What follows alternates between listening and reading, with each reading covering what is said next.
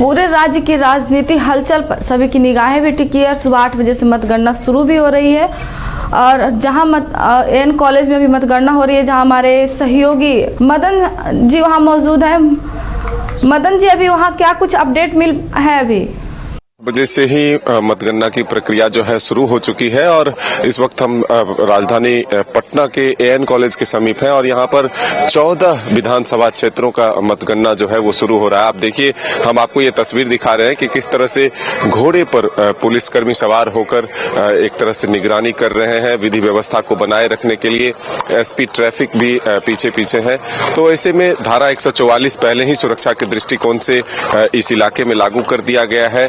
प्रत्याशियों को सीधे पैदल जो है थोड़ी दूर चलकर और काउंटिंग स्थल तक पहुंचने के लिए कहा गया है। साथ में भीड़ भाड़ लेकर के नहीं आना है। दोनों तरफ जो है एन कॉलेज के अगर आप देखें तो बैरिकेटिंग कर दी गई है। बड़े वाहनों को और छोटे वाहनों को भी इस ओर आने के लिए जो है प्रतिबंध लगा दिया गया है पहले ही। तो ये सीधे तस्वीर जो है आप एन कॉलेज के बाहर की देख रहे हैं कि जो मतगणना से जुड़े हुए लोग हैं वो फिलहाल जांच के बाद जो है वो अंदर जा रहे हैं। लेकिन थोड़ी देर के बाद अगर आप देखेंगे तो रुझान आने शुरू हो जाएंगे। सबसे पहले ये कहा जाता है कि पोस्टल बैलेट की गिनती होगी, फिर उसके बाद ईवीएम से वोटों की गिनती होगी।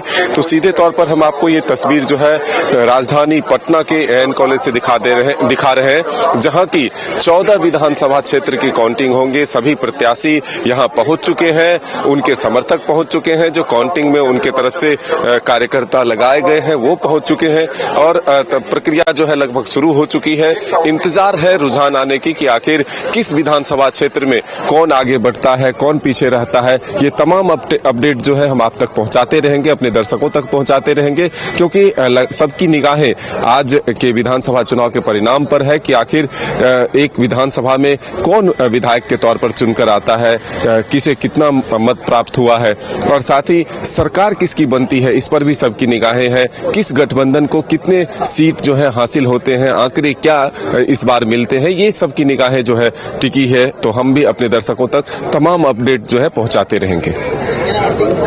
कब तक आ जाएगा और ये दोनों समर्थकों के बीच कितना उत्साह देखने को मिल रहा है? बिल्कुल, देखिए हम बातचीत भी करेंगे बीजेपी के। ये दोनों समर्थकों के बीच कितना उत्साह देखने को मिल रहा है? देखिए, चारों तरफ अगर आप देखें राज्य के चारों तरफ यही स्थिति है। जिस तरह से लगातार काउंटिंग पर सबकी निगाहें बनी है, ऐसे में सभी के कार्यकर्ता समर्थक जो है वो पटना कम से अगर आप देखें तो 14 विधानसभा क्षेत्र के जो नेता हैं, कार्यकर्ता हैं, जो उम्मीदवार हैं वो यहाँ पर पहुंचे हुए हैं। अलग अलग क्षेत्रों में लोग रुके हुए हैं, क्योंकि हमने आपको पहले ही बताया कि धारा 144 यहाँ पर लागू है। तो ऐसे में इस क्षेत्र तक पहुंचने की अनुमति जो है लोगों को नहीं दी गई है। भीड़ भाड़ जो है नहीं लगाया जाएगा और ऐसे में हम ये कह सकते हैं कि पटना जिला प्रशासन के द्वारा पहले ही जो एक तरह से कहे आचार संहिता है उसे बढ़ा दिया गया है, यानी कि 16 नवंबर तक जो है बढ़ा दिया गया है, क्योंकि जीत का जश्न जो है वो बड़े रूप में यहाँ पर ना मने। विजय जुलूस, रैली या फिर किसी तरह के एक तरह से प्रदर्शन जो है वो नहीं हो सकते हैं। तो प्रशासन ने सख्ती दिखाते हुए पहले ही इस तरह के कवायद किए हैं कि जो कानून व्यवस्था है वो बनी रहे, वो बरकरार रहे। इसके लिए पहले ही ये कदम प्रशासन ने उठाया है। क्रिया कितने देर में स्टार्ट होगी अब?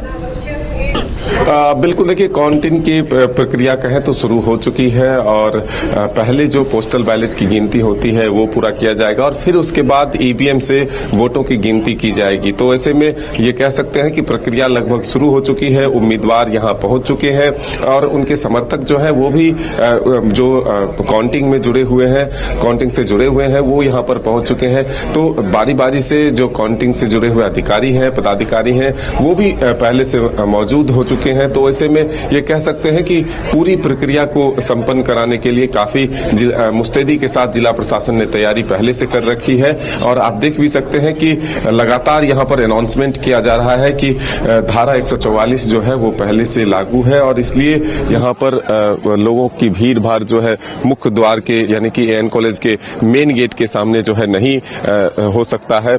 ऐसे में लोग यहाँ से चले जाएं तो काफी सुरक्षा के पुख्ता इंतजाम है, काफी संख्या में सुरक्षा बल यहाँ पर तैनात किए गए हैं और लोगों को यहाँ दोनों तरफ आने से रोकने के लिए बैरिकेडिंग पहले से की गई है। तो ये हम कह सकते हैं कि काफी मुस्तैदी के साथ यहाँ पर व्यवस्थाएं जो है वो मुकम्मल कर ली गई है। तो ऐसे में अब यहाँ पर जो प्रत्याशी पहुंच रहे हैं उनसे भी हम बातचीत करने की कोशिश करेंगे कि आखिर वो कितने इंतजार कर रहे हैं, किस तरह का सोच जो है उनके अभी मन में आ रहा है, जीत को लेकर कितने आश्वस्त हैं या फिर मुकाबला किसके बीच है।